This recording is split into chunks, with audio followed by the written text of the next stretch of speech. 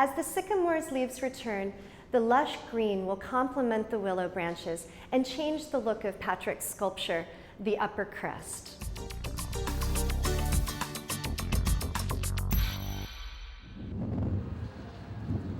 Sticks are lines with which to draw, and so there's a drawing quality to the surface that really carries the weight and the illusion of the pieces. In other words, sticks are tapered, so if you organize the tapers in one direction, you have a kind of sense of movement as though you might strike the paper with one weight and then finish off with another. So this kind of mark making and all the things you might know about drawing, you can apply to the surfaces of these pieces.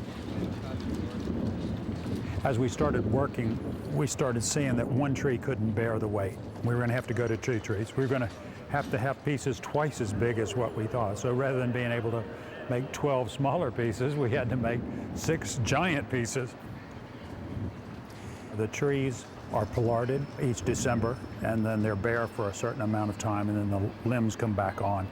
So one of the things that I wanted to do just generally would be to have something that protruded above these limbs as they come back on in the spring. You've always got wind and weather. You'd have to build something that was structurally sound, a kind of a conical form. You get a lot of height out of it with very little weight. You know, it had been my hope that we would do this interview with you outside in the plaza so we could sort of scan the work in progress. But overall, how has been the experience of working in San Francisco been for you? Working in the weather is always interesting, and we've been in the rain for the last 3 days, but just kind of persevere.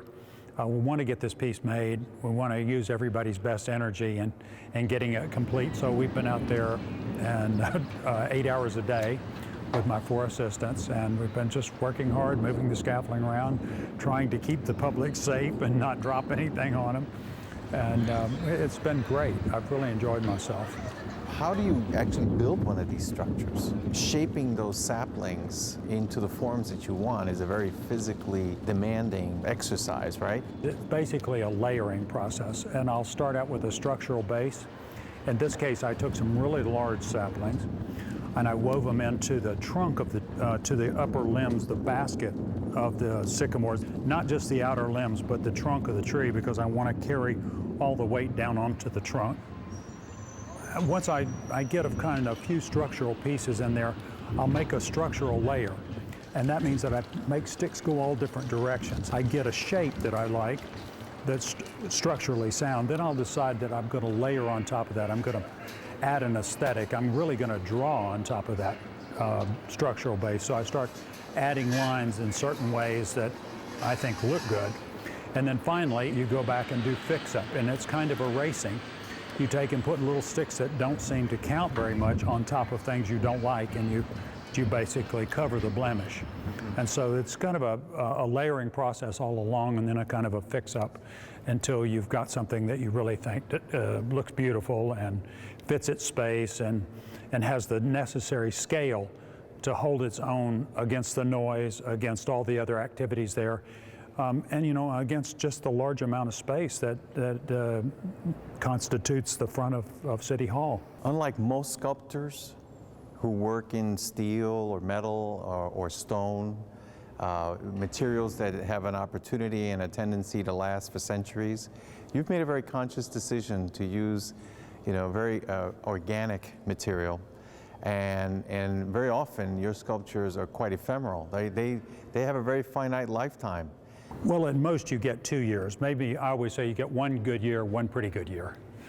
And but one of the advantages of having been willing to do temporary sculpture and give the space back is that I'm allowed to use many pivotal spaces that weren't really identified as for a sculpture to be placed in. Say someone's lobby, they can't have something that's going to last that long. They just need a temporary work.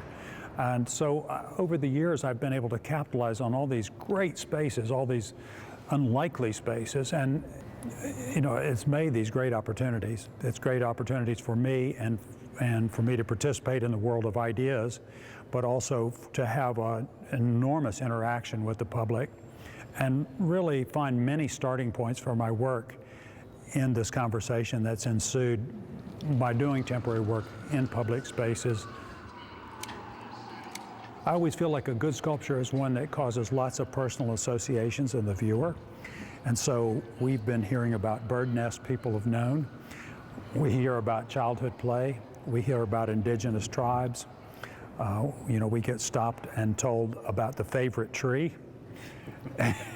And generally, what it brings to mind is how important parks are to an urban dweller, how important it is to be able to go out and for just a minute be free and have sky to look at and have growing things to look at. As the trees, the sycamores, sort of begin to grow into this structure, it really will alter the whole look and feel of the site, won't it?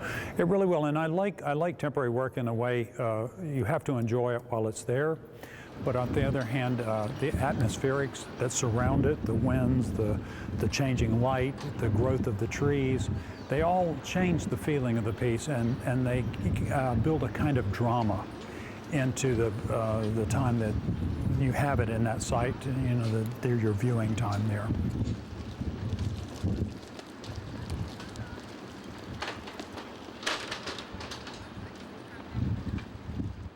The Upper Crust is part of Mayor Newsom's plan to revitalize the public space in front of City Hall, featuring community festivals on weekends, new seating, and a coffee service during the week. The Civic Center is the perfect place to relax and enjoy the Upper Crust.